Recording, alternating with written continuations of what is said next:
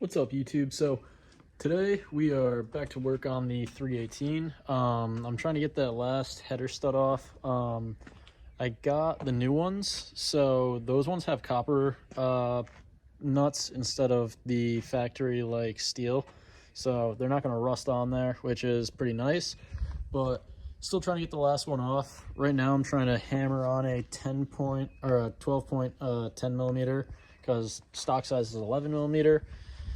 And the 11 millimeter spinning, none of the bought a set of Harbor Freight little extractor tools, didn't do the trick, so I'm just trying to hammer it on using brute force and pop it off. If that doesn't work, I'm going to try to get a set of like clamping pliers on it and see if I can get it to just twist the entire stud out as one, but whatever works. Yeah. So we're actually going with a different method of attack here. I'm going to lift the motor up, so I'm going to loosen the trans mounts, motor mounts, all the random stuff that needs to be loosened, lift it up a bit, do the motor mounts, and I'm also going to cut the bolt off the back, because I'll be able to sneak a little Dremel down there and slice it and then just hit it with a punch and pop it right off. So it's probably not the most efficient way, but I have to do motor mounts anyway, and it's going to be way easier to get this right up like another half, like an inch or so, and then yeah, I'll be able to reach that nut, pop it off, put the new studs in, and then we're gonna have new gaskets, motor mounts, and then the next thing I got to do is the subframe. That I have ordered most of the stuff I have to. I still have to get camber arms and the inner and outer control arm, rear control arm bushings. So those aren't too expensive. The thing was, I just didn't know which brand to go with, because the only ones that seem like super readily available are Power Flex, I think it was, or maybe it was Garagistic, I don't know, one of them.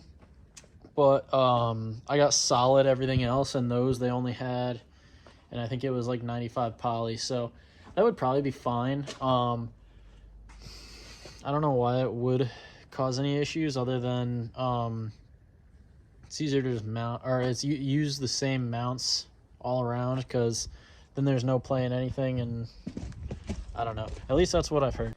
So this video went from just doing the exhaust gaskets to doing motor mounts too. I needed to do them, so just kind of forced me to, which is a good thing. Then I got to do the rear still, and then pretty much this whole car is going to have Condor bushings, because I'm going to do modded front knuckles with the Condor, like whatever, offset tree arms and all that stuff. So I already got both the motor mounts loose, so now I'm just going to undo the trans mount so that I can lift up the motor without putting stress on that. Pop those in, Dremel out the last bolt back there, and we should be in business. I do have to get a few of the studs out, which pretty easy. You just put on 2 nuts and undo it. I can show you how to do that in a minute. All right, so I got the Dremel, and I was gonna go at that last bolt right there. As you can see, it's the one right on that last, I won't focus.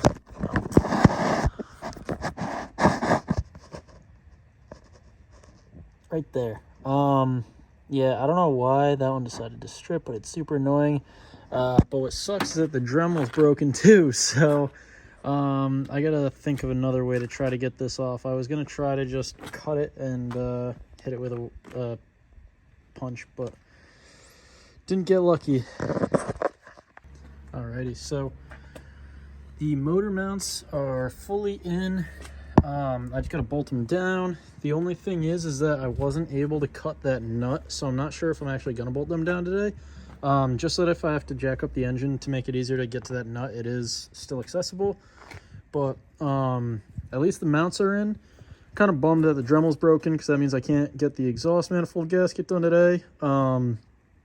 But the motor mounts are super easy to do on E36s. All you got to do is get a jack, put a little wood block on there, jack it up by, I did it where the oil pan and the transmission meet up, and had no issues. Lifted right up, slipped the old ones out. They actually weren't as bad as I was expecting. I mean, they're not great. You can definitely see cracking and wear in them, but for how much the engine looked like it was moving, you know, they're not awful. So yeah, that's, well, here, let me flip the camera around. So that's probably going to be it for today. Just because since I'm not able to get that exhaust manifold nut off, I can't do the gaskets. So today it's just motor mounts, and yeah, hopefully I'm gonna talk to my dad and see how you replace that little piece, because it's broken before and he fixed it. I'll see if we have another one of the little things, fix it up, and then I'll work on it on Wednesday as long as there's no rain.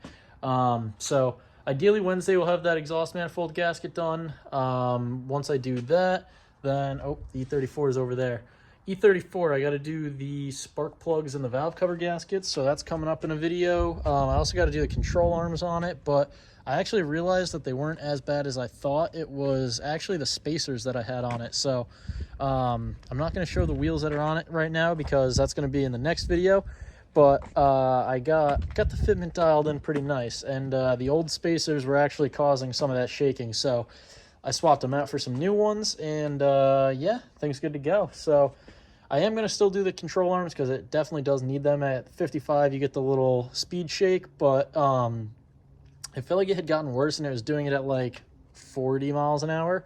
Turned out it was actually the spacers. They were meant for the other wheel size BMWs, so yeah. But not a big deal. But yeah, thanks for tuning in, and I'll catch you guys in the next one. Good times with the bros and the shit, and we roll with the cars, and it goes like, I don't wanna be lonely tonight. Don't wanna be lonely tonight. Don't wanna be lonely, so I spend some time with my homies. I don't wanna be lonely tonight. Don't wanna be lonely tonight. Don't wanna be lonely, so I go and spend some time with my motherfucking homies.